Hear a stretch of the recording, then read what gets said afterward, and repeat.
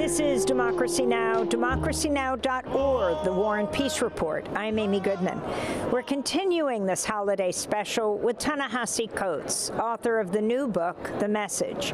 Democracy Now!'s Juan Gonzalez and I interviewed him on October 8th, one day after hundreds of activists rallied in Union Square in New York for a Jewish-led vigil on the first anniversary of October 7th to mourn Israelis and Palestinians who've been killed and to call for an end to the Israeli massacre in Gaza. After the vigil, I spoke to Eva Borgward, a spokesperson for the group If Not Now.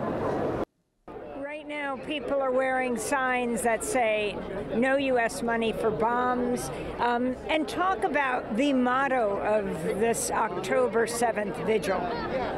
So the motto is every life a universe, and it's from Pikuach Nefesh, which says that to destroy a life is to destroy an entire world, and to save a life is to save an entire world. And our government is not treating every single life as a universe. They're treating Palestinian lives as less sacred. How did you get so involved with this issue? I got involved through the Ferguson uprising, and I was watching Black and Palestinian activists trading tips on Twitter about how to deal with tear gas, and it became clear that Palestinians in the West Bank are facing a military charged with policing, and Black Americans are facing a militarized police force. And that was my entry point, where I said I need to organize my community, which was unable to, or which was limited in being able to show up for the civil rights fight of our time, for the Black Lives Matter movement, because they were upset about the messaging for a free Palestine in those protests. And so I've spent the last 10 years of my life working on building the movement of Jewish Americans who are calling for equality, justice, and a thriving future for all, no matter where people live. That's Eva Borgward of the group If Not Now, one of hundreds of people here in New York City in Union Square for two large rallies on the anniversary of October 7th. Our guest today is Ta-Nehisi Coates, the prize-winning journalist and author of the new book, The Message, in part about a visit he took last year, organized by the Palestine Festival of Literature, PalFest, to the West Bank and Israel. Talk about this whole journey you took. You were part of the PalFest, and then you also stayed. Yeah, and I guess, to be honest, my journey began 10 years ago when I published The Case for Reparations. And there was a section, again, as a writer, as a journalist, you're always trying to make people feel things, make things real.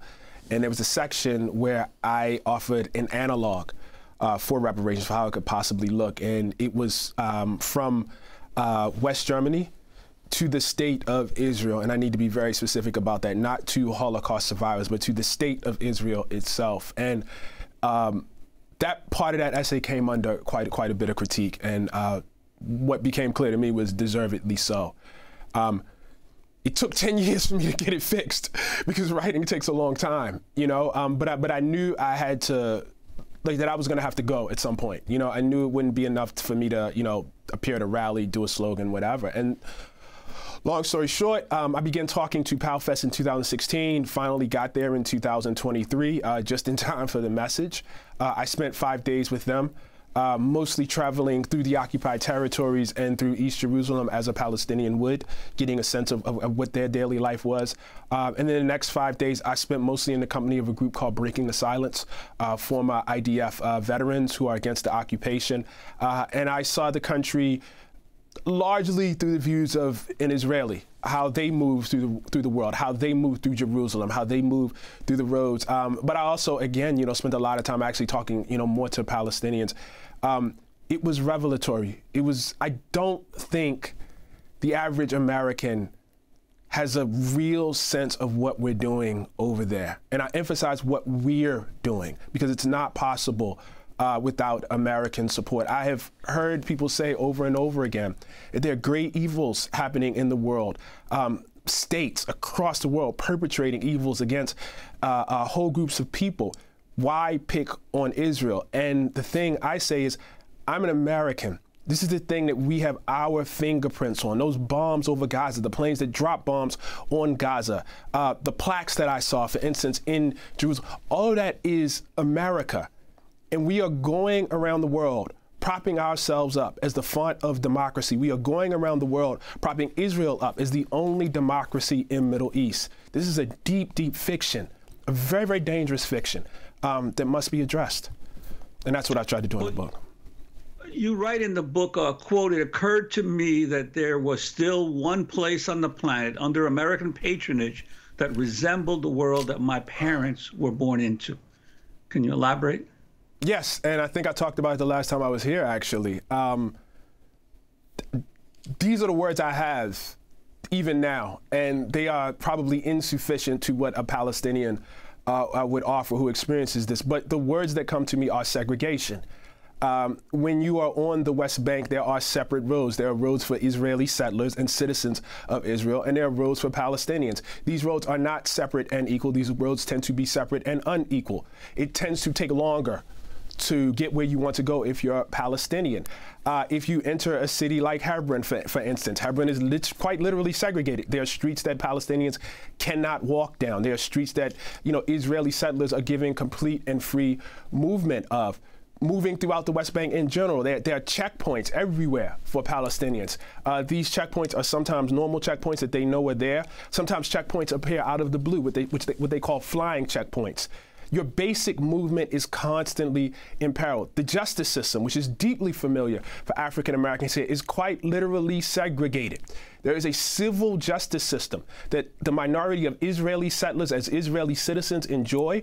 And then there is an entirely separate justice system that Palestinians on the West Bank are subject to. You can be arrested, for instance, as an Israeli citizen, and you are do all the due rights that we are familiar with. You have to be told what the charges are, etc. If you are arrested as a Palestinian, you can just be taken. In another political context, we would call those hostages, because nobody has to say why you're taken. Nobody has to say what you were taken for. Nobody has to inform your family. You are under the jurisdiction of the military. It has been this way since 1967.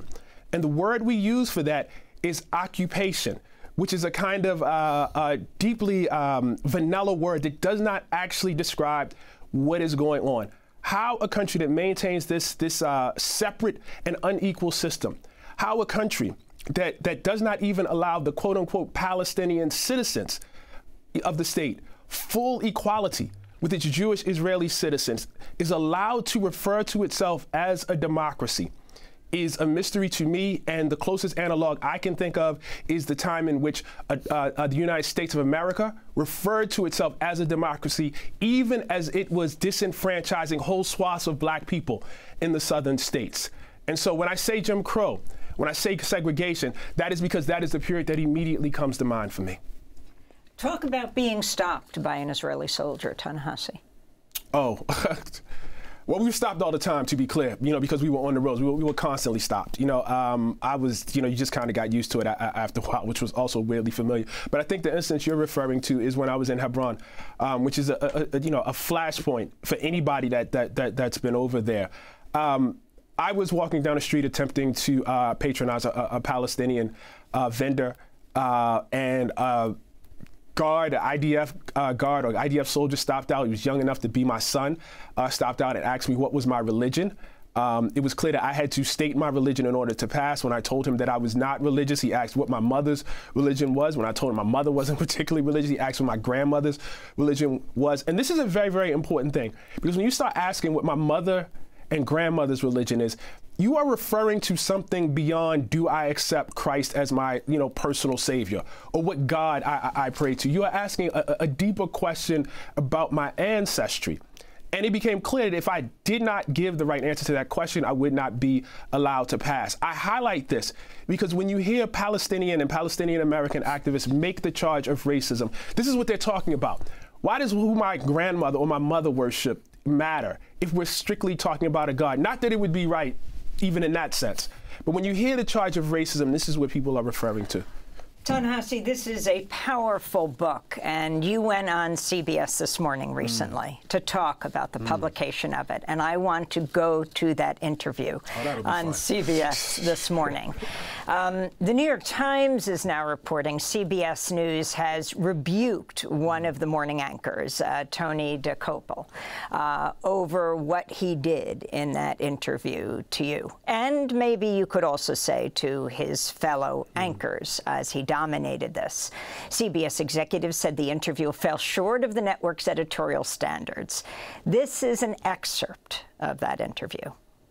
Ta-Nehisi, I want to dive into the Israel-Palestine section of the book. It's the largest section of the book. And I have to say, when I read the book, I imagine if I took your name out of it, took away the awards and the acclaim, took the cover off the book, the publishing house goes away, the content of that section would not be out of place in the backpack of an extremist. And so then I found myself wondering, why does Ta-Nehisi Coates, who I've known for a long time, read his work for a long time, very talented, smart guy, leave out so much? Why leave out that Israel is surrounded by countries that want to eliminate it? Why leave out that Israel deals with terror groups that want to eliminate it? Why not detail anything of the first and the second intifada, the cafe bombings, the bus bombings, the little kids blown to bits? And is it because you just don't believe that Israel, in any condition, has a right to exist? Well, I would say the perspective that you just outlined, there is no shortage of that perspective in American media. That's the first thing I would say. I am most concerned always with those who don't have a voice, with those who don't have the ability to talk. I have asked repeatedly in my interviews whether there is a single network, mainstream organization in America with a Palestinian-American bureau chief or correspondent who actually has a voice to articulate their part of the world. I've been a reporter for 20 years. The reporters of those who believe more sympathetically about Israel and its right to exist don't have a problem getting their voice out. But what I saw in Palestine, what I saw on the West Bank, what I saw in Haifa in Israel, what I saw in the South Hebron Hills, those were the stories that I have not heard. So, Ta-Nehisi, you sitting on the set of CBS this morning with the former football player, now anchor, Nate Burleson, Gayle King, very well known, both African-American anchors, and Ta-Nehisi Coates. He dominated the discussion, talking about your book could be found in an extremist backpack. Talk about the backlash on this, the aftermath of this, and also who you felt was most wronged in this. Well, it wasn't me. I mean, at that part, let me talk. It was not me. You know, it certainly, and I don't know if there was anybody on that set. Look, I think there is a meta conversation that happens here, where we end up, because we're media, where we end up talking about media and media politics. But I do think it's really important to broaden the frame from the few people that were there and talk about what was actually excluded and who was actually excluded from that conversation by the very structure itself. I just don't want to lose sight of that. I don't really have a problem with a tough interview. You know, I knew what I wrote. You know, I knew I'd be confronted. You know, was he rude? Was he aggressive? I can't really get into that. Like, it's not really something that I think too much about. The question I would ask, though, is how often on CBS, on NBC, on ABC, or any major news organization, do you see someone who is a defender of the Israeli state project get confronted in that kind of way?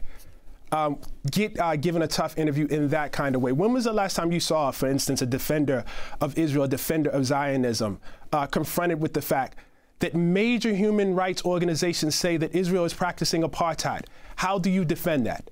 When is the last time you've seen an interviewer? How often do you see interviewers? Because I don't want to say it never happens. How often do you see interviewers say, listen, we have, you know, the former head of Human Rights Watch that says you are practicing genocide right now in Gaza.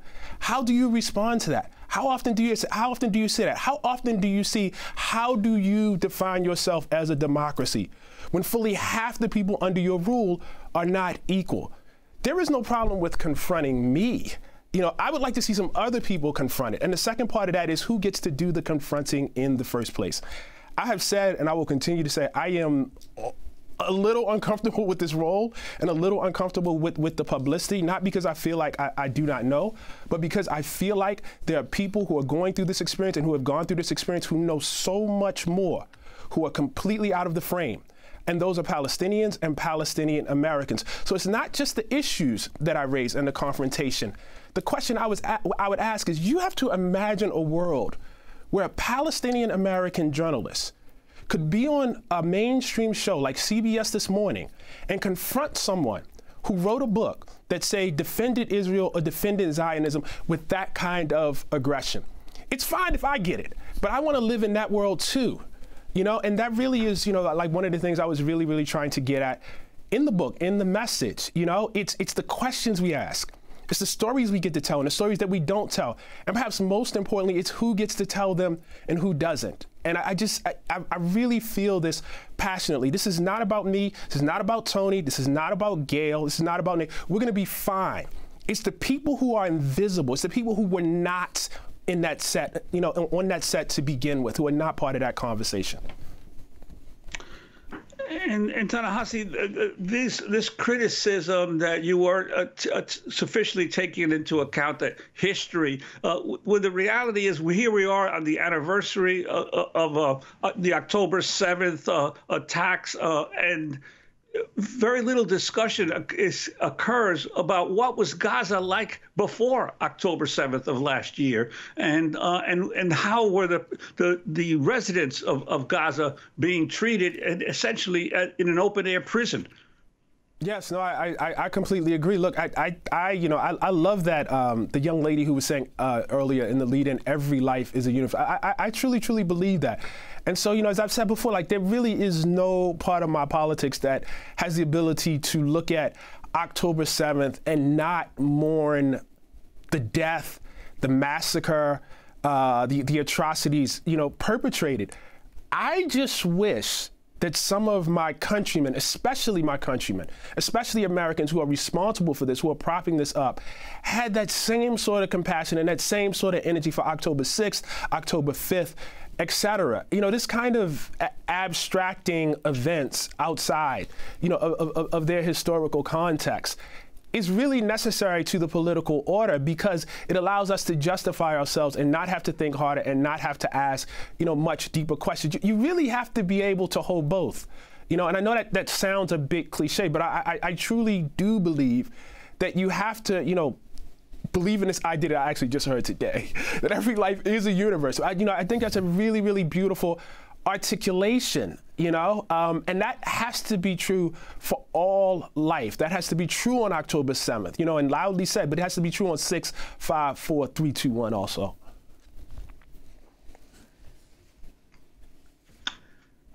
And also, I wanted to go back for a second, because we are running out of time, and ask you about. I'm sorry, my answers are so long. About President Trump and the upcoming election. The great surprise to me, all these years now, is the enormous support that Donald Trump still has among huge swaths of the American public. To what do you attribute this? Darkness. There's a darkness in all of us. I mean, this is not new. You know, I mean, and if you just took American history from the perspective of an African American, and I suspect from the perspective of the indigenous people of this continent, what they would tell you is there is nothing new in people using power and people using the worst tropes in the world to win and to dominate. For any black person that, you know, grew up in the South from, I don't know, 1876 to 1964 and probably beyond, I'm being very conservative by saying that, this is what politics was. Like, this is just what we, grew up under. And so I think maybe we thought, or we allowed ourselves to believe that somehow, we had escaped the gravity of history. But no people, no country escapes the gravity of history. We live within it. We are part of it. And so, I think it's a very, very dangerous thing that our leaders led us to believe in 2016, that this was like a thing that could not happen in America. Whereas had we looked at history from another perspective, we would know that this actually is very American. That doesn't make us, inhuman or somehow demonically evil. And, you know, on the contrary, it just makes us human. It means that we're subject to, you know, the darkness in our souls like any other group of people would be. Ta-Nehisi, I wanted to go to that point you say of who gets heard. We were at the Democratic Convention. Everywhere we were interviewing people. We saw you in the background. Yes, we were interviewing the delegate from Michigan, from Florida, and from Connecticut, who unfurled a banner in the Florida delegation that said, "Stop arming Israel." You were there as we were interviewing them in the hallway.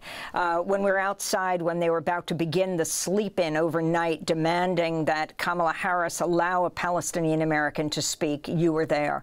And then the next day, and you wrote a piece in Vanity Fair about your experience of Palestinian Americans placed under the Democrats' big tent, the piece looking at the uncommitted movement and their unsuccessful efforts to have such a speaker. This is Ruha Roman of the uncommitted movement. She's a Palestinian American Georgia state representative. This is part of what she would have said if she was chosen. For 320 days, we've stood together demanding to enforce our laws on friend and foe alike, to reach a ceasefire and the killing of Palestinians, free all the Israeli and Palestinian hostages, and to begin the difficult work of building a path to collective peace and safety. That's why we are here. Members of this Democratic Party committed to equal rights and dignity for all. What we do here echoes around the world. They'll say this is how it's always been, that nothing can change. But remember, Bonnie Luhamer shunned for her courage, yet she paved the way for an integrated Democratic Party. Her legacy lives on, and it's her example we follow. So that's Georgia State Representative Ruha Roman, and needless to say, there was not a Palestinian-American voice on the stage. Last night, Kamala Harris did an interview with 60 Minutes, at least they played it last night. This is what she had to say about Israel-Palestine. When we think about the threat that Hamas, Hezbollah presents, Iran, I think that it is, without any question, our imperative to do what we can to allow Israel to defend itself against those kinds of attacks. Now, the work that we do diplomatically with the leadership of Israel is an ongoing pursuit around making clear our principles, which include the need for humanitarian aid, the need for this war to end, the need for a deal to be done, which would release the hostages and create a ceasefire. And we're not going to stop in terms of putting that pressure on Israel and in the region, including Arab leaders. That's Democratic presidential nominee Kamala Harris speaking on 60 Minutes last night. As we wrap up, you were just talking about Trump. Talk about what the position of the Biden-Harris administration is right now. They did hold two separate commemorations yesterday. President Biden was at the White House, and he lit a candle, and also, I think, crossed himself right after. And Kamala Harris, the vice president, in the Naval Observatory, planted a tree, a pomegranate tree. Well, you know, that's good and appropriate, you know. Like I said, you know, we don't want to have a politic that does not take life serious and does not take loss of life serious. On the larger question, and maybe even as an extension of that, but we have to take all life seriously. I don't think we're doing that. This is morally untenable. What I saw was, and this is the first time I've ever said this or put this in this frame, and maybe, you know, the uncommitted delegates understood this.